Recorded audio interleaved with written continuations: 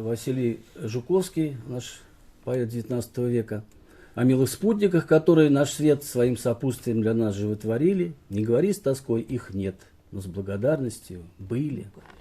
Василий Андреевич, написали вы когда-то о милых спутниках, которые наш свет.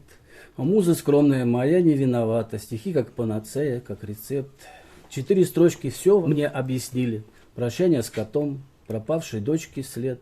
Я, улыбаясь, вспоминаю, были, я не шепчу с тоской, их больше нет. Но как же холодна вода в реке забвенья. Она зовется летой, дяденька Харон.